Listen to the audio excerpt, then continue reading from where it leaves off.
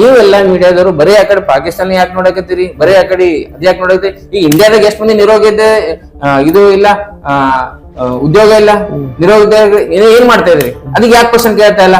ಈಗ Indian rupee ಎಲ್ಲಿ ಹೋಗಿದೆ? ಎಲ್ಲಿ ಎಷ್ಟಿದೆ ಇವತ್ತು? 96 ರುಪೀಸ್ ಬಂದಿದೆ. ಅದ್ರ ಬಗ್ಗೆ ಯಾಕೆ ಹೇಳ್ತಾ ಇಲ್ಲ? ಈಗ ಹೆಲ್ತ್ ಇಂಡೆಕ್ಸಸ್ ಎಷ್ಟು ಮಂದಿ ಸಾಯ್ತಾ ಇದಾರೆ, ಬಿಹಾರದಲ್ಲಿ ಎಷ್ಟು ಪ್ರೆಗ್ನೆಂಟ್ ಲೇಡಿ ಮೊನ್ನೆ ಸತ್ತಿದ್ದಾರೆ ಗೊತ್ತಿದೆ ನಿಮ್ಗೆ?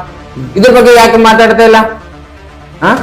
ಎಷ್ಟು ನಮ್ದು ಇಂಡಿಯನ್ ಎಕಾನಮಿ ಎಷ್ಟು ಡೌನ್ ಆಗ್ತಾ ಇದೆ, ಇನ್ಫ್ಲೇಷನ್ ಎಷ್ಟು ರೇಟ್ ಆಗ್ತಾ ಇದೆ, ಗ್ಯಾಸ್ ಸಿಲಿಂಡರ್ ಎಷ್ಟು ರೇಟ್ ಆಗ್ತಾ ಇದೆ, ಪೆಟ್ರೋಲ್ ರೇಟ್ ಎಷ್ಟು ಆಗ್ತಾ ಇದೆ, ಪೆಟ್ರೋಲ್ ರೇಟ್ ನಮ್ಗಿಂತ ಚೀಪ್ ಪಾಕಿಸ್ತಾನದಲ್ಲಿದೆ, ಇದು ಮಾತಾಡಲ್ಲ. ಈಗ ನಾನು ನಿಮ್ಗೆ ಕೇಳ್ತೇನೆ, ಏನು ಗ್ಯಾಸ್ ಬಗ್ಗೆ ಹೇಳ್ತಿದ್ರಲ್ಲ, ಗ್ಯಾಸ್ ಪ್ರೈಸ್ ಎಷ್ಟು ಸರ್ ಇವಾಗ? ಹೆಚ್ಚಿಗೆ 1000 ಮೇಲಿದೆ. ಹೌದಾ?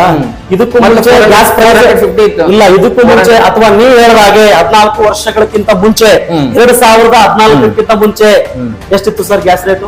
450. ನಾನು ಹೇಳ್ತೀನಿ ಸರ್, 2012ಕ್ಕೆ ಸುಮಾರು 1200 ಆಸ್ಪಾಸ್ನಲ್ಲಿ ಗ್ಯಾಸ್ ಇತ್ತು ಸರ್, ಸಿಲಿಂಡರ್. ಎಸ್ ಸರ್, 100% ಇತ್ತು. ನಿಮಗೂ ಕೂಡ ಕೆಲವೊಬ್ಬರಿಗೆ ಗೊತ್ತಿರಬಹುದು.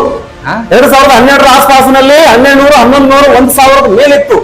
ಈಗ 1000 ಅಂತ ಹೇಳ್ತಿದ್ದೀರಿ.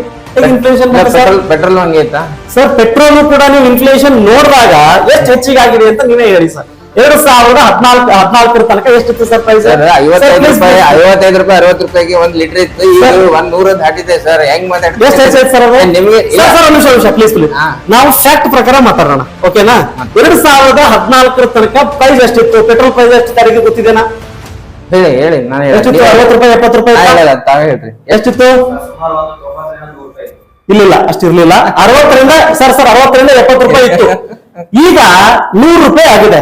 ಅಂದ್ರೆ 2014 ತನಕ ಎಷ್ಟು ಇನ್ಫ್ಲೂಯೆನ್ಸ್ ಆಗಿದೆ ಅನ್ನೋದನ್ನು ಕೂಡ ನಾವು ಚಿಂತೆ ಮಾಡ್ಬೇಕಲ್ವಾ ಸರ್?